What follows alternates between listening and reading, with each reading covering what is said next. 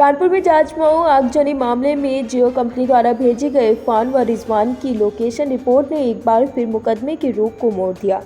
वारदात से कुछ घंटे पहले और कुछ घंटे बाद तक इरफान और रिजवान दोनों के मोबाइल की लोकेशन घटनास्थल से कई किलोमीटर दूर बताई गई है। कंपनी की इस रिपोर्ट को साबित करने के लिए बचाव पक्ष की ओर से अधिवक्ता ने जियो कंपनी के नोडल अधिकारी को तलब करने की मांग की। इस पर MLA सेशन कोर्ट ने शुक्रवार को उन्हें तलब किया है। इरफान ने अधिवक्ता सईद नकवी ने बताया कि गुरुवार को इरफान रिजवान के मोबाइल की कॉल डिटेल व लोकेशन रिपोर्ट शाम को कंपनी द्वारा भेजी गई थी। रिपोर्ट की प्रति देखने से पता चला कि घटना के दिन 7 नवंबर 2022 को घटना के समय लगभग 8:30 बजे के आसपास इरफान और रिजवान दोनों ही घटनास्थल के आसपास नहीं थे।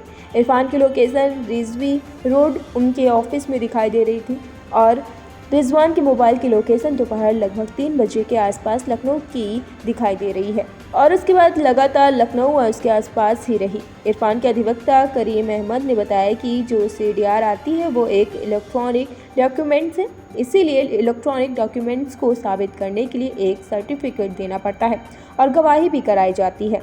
अभी कोर्ट में इस मामले में अगली सुनवाई 18 दिसंबर को होगी।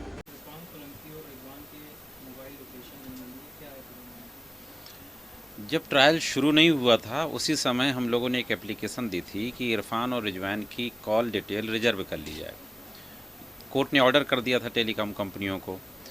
जब प्रोसिक्यूशन की सारी एविडेंस ख़त्म हो गई तो हम लोगों की तरफ से एप्लीकेशन दी गई डिफेंस एविडेंस की स्टेज पे कि जो कॉल डिटेल रिकॉर्ड जो रिजर्व किया गया था उसको तलब कर लिया जाए।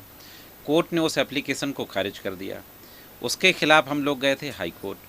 ऑनरेबल हाई कोर्ट के द्वारा ये ऑर्डर किया गया कि इरफान और रिजवान की CDR तलब कर ली जाए। हालांकि हाई कोर्ट में हमने सभी विटनेसेस की भी CDR तलब करने के लिए कहा था, इरफान रिजवान प्लस सारे गवाह जिनको अभियोजन ने पेश किया है, लेकिन हाई कोर्ट ने सिर्फ इरफान रिजवान के संबंध में दोबारा सुन के ऑर्डर करने को कहा। स्पेशल कोर्ट है जो MP MLA ADJ 11 साहब ने दोबारा एप्लीकेशन पर ऑर्डर किया और इरफान और रिजवान की कॉल लोकेशन मंगा ली, CDR कॉल डिटेल रिकॉर्ड।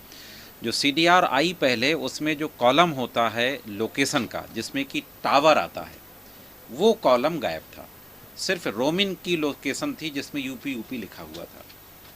तो हम लोगों ने दोबारा फिर एप्लीकेशन दी कि ये CDR प्रॉपर नहीं आई है, इसमें लोकेशन नहीं है, लोकेशन टावर की आती है, स्पेसिफिक लोकेशन मांगी जाए। कोर्ट ने दोबारा ऑर्डर किया। 2 दिन पहले वो CDR आ गई थी।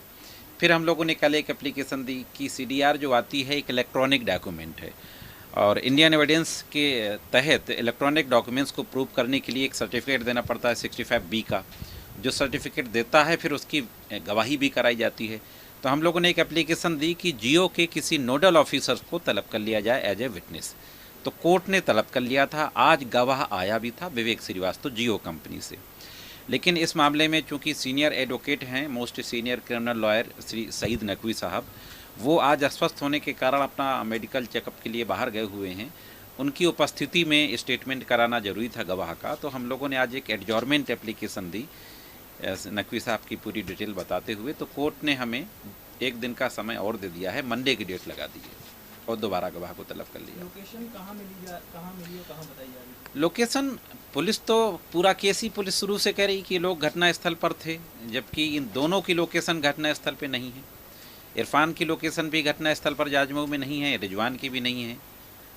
कहाँ लोकेशन की रिपोर्ट के आधार पर बताई जाती है? अब जो CDR आई है उसमें तो इरफान रजवी रोड के अपने कार्यालय में है और शुरू से वे बात कह भी रहा है, और रिजवान लखनऊ में था। तो ये है, और बाकी CDR की कॉपी हम लोगों को मिली है, अभी डिटेल में उसका अवलोकन करना है। फिलहाल घटनास्थल पे उन लोगों की लोकेशन नहीं है। किस तरीके से आप उसको साबित करेंगे कि वहाँ इरफान मौके पे नहीं थे, फ़ोन उनका वहाँ था? भाई विधायक है, अपना फ़ोन किसी ऐसी जगह थोड़ी भेज देगा जहाँ वो नहीं है, होगा उसी के पास। अगर उसकी जेब में नहीं होगा तो उसके साथ जो लोग चलते हैं उनके पास होगा, लेकिन उसका नंबर रहेगा तो उसी के साथ ना। या तो अभियोजन ये साबित करे कि उसका मोबाइल उस दिन किसके पास था, और वो भी शाम 6 बजे से लेकर रात 10, 11, 12 बजे तक।